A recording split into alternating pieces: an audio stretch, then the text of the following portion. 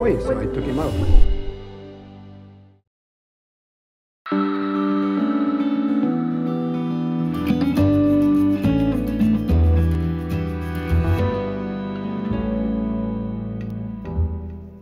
The quiet beauty of northern Labrador is undeniable, but it's that same remote isolation that makes it more vulnerable to the consequences of climate change. We want to take you 160 kilometers northeast of Happy Valley Goose Bay to the Inuit community of Rigolette. There are no roads leading in and out, but ice roads allow for travel in winter.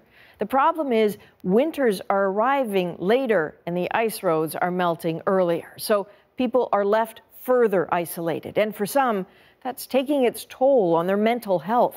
Sabrina Fabian tells us more.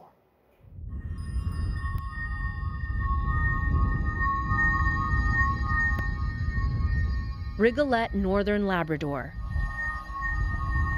Peaceful, serene, remote. But the way of life here is changing, and fast. We're the most southerly Inuit community in Canada, and we still live an Inuit lifestyle. But it's becoming more and more challenging with the way that the weather patterns are developing and forming. Sad thinking about it. It's going to get worse. It's like every winter is getting different. We don't have any language to talk about environmental loss. And the lived experience of anxiety and loss and grief and sadness and fear and injury that's coming from changes need to be addressed.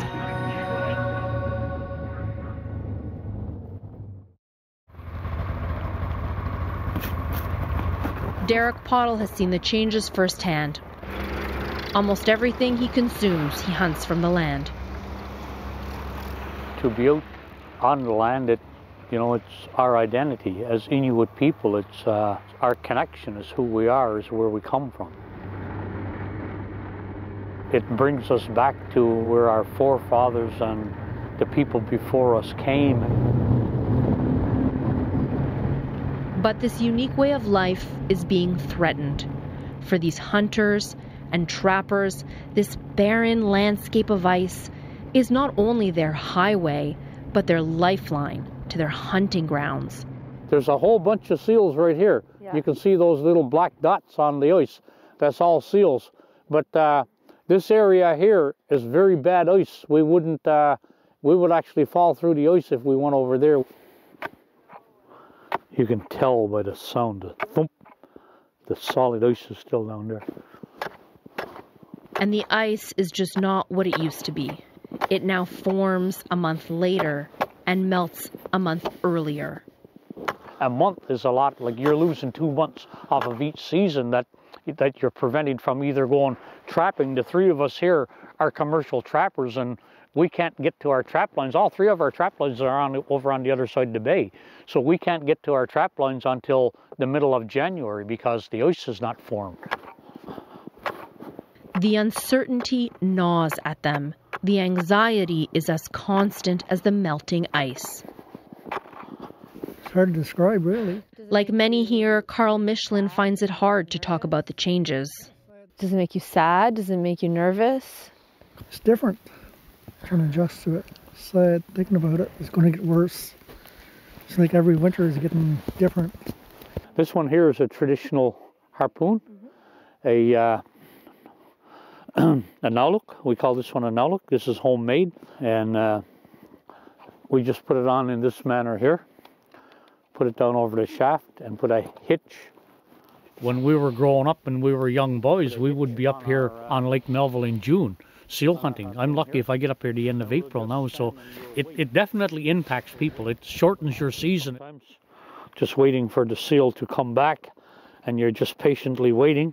And when it disables you from participating in a traditional way of life. And everybody is different, but it impacts people in different ways. Are you going to start there, Mark?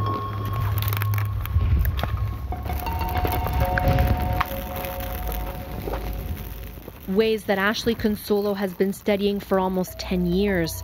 Coming here, she knew the average temperature in Canada's north is rising twice as fast as in the rest of the world, but she never expected to unearth such strong emotions when she asked one simple question.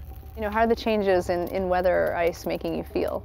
And then people would talk about a whole host of strong emotional reactions. So, you know, fear, anxiety, sadness, anger, frustration, a lot of helplessness, and a lot of sense of hopelessness about how do they stop the changes. I don't think the more she talked to people, the more she realized that climate change was affecting the very mental health of the community. And so a lot of people would say, you know, the land is everything. It's family, it's kin, it's solace, it's a way I feel well, it's a way I feel healthy. So when we think about mental health separate from the land, you can't really have that in Inuit culture in the same way. It's foundational to everything.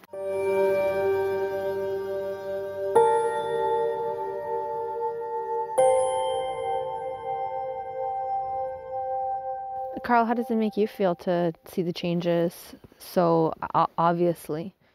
From way back then, when it used to be a lot always like Derek said, then now when you're seeing dramatic changes in a short period of time, a matter of 25 years, like you said, it's different. Adjusting to it, it's hard to describe, really. How does it make me feel? It pisses me off, basically. I mean, if I said to somebody that lived in southern Canada, you have to live a certain lifestyle, or you have to go here, or you have to adapt this way and that way, it certainly changes my life, our lives, all of us. What part of the field is that? When you live in urban settings, subtle changes in the environment don't impact in the same way. I mean, you might look outside and go, oh, it's raining, and you grab your umbrella and away you go. But when you're in environments like this and up north, those subtle changes can mean the difference between going out and hunting or not, or feeding your family or not, or being able to travel to the places that you need to go to feel well, or following in the footsteps of thousands of years of Inuit culture. So that small change can mean the world, and that has a huge impact on our mental wellness and psychological responses.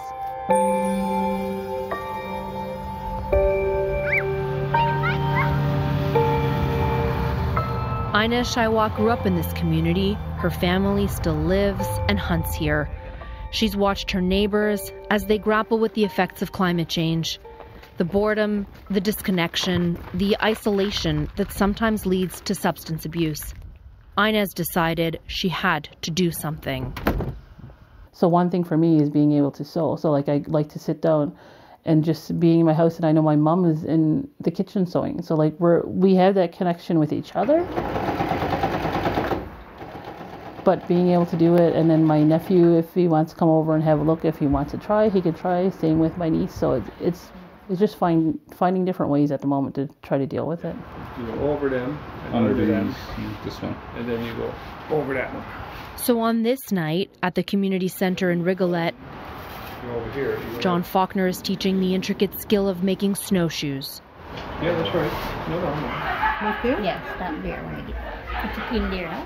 I'm going this way, right? Yeah, go through. Down the hall, Inez and her aunt are sharing another tradition, teaching how to sew these vibrant traditional coats they call dickies. Finished. We're going to put your hood together. We got to put the two pieces together. It helps people to relieve stress. Like there's no need to go and say, okay, maybe I should go have a drink. But really, you don't need to. You can just go out and have fun with other people, and you don't need to have alcohol or drugs to make it fun. But this is something that people are able to say, I want to get out. This is something I'm going to consciously do with people, other people in my community. Hit the Inuk app. In fact, Rigolet is part of the development of a new app called Enoch, designed to help people who are out on the land share what they see. The hope is that by sharing and connecting with each other, they can lessen the stress. So you take it, you drag it to a spot, and you enter your title of where you were to, a description of the environment, so anything that's happening. So if you see something where the water is not right, or if the ice is soft and you shouldn't travel on it, or if you see a good spot of berries and you want to show it with everybody else, that's where you would put it. And then how does it make you feel? Sad, happy, you're not quite sure, angry? You would add it. It should be fun. It should be something that people can have fun with anyway. So Ashley sees the resilience of the people of Rigolet as an example for communities everywhere that are facing the devastating effects of climate change. We can't do anything about what's lost, and we can't do anything about what's disappearing now, but we can certainly fight to do things to stop it from continuing and to make sure that Inuit have what they need to be healthy. The people in this community have endured a lot over the years, but this may be their biggest challenge yet. As climate change erodes their land, they're turning to their culture to find ways of dealing with the collective anxiety and uncertainty that is now part of their lives. Sabrina, Fabian, CBC News, Rigolette, Newfoundland and Labrador.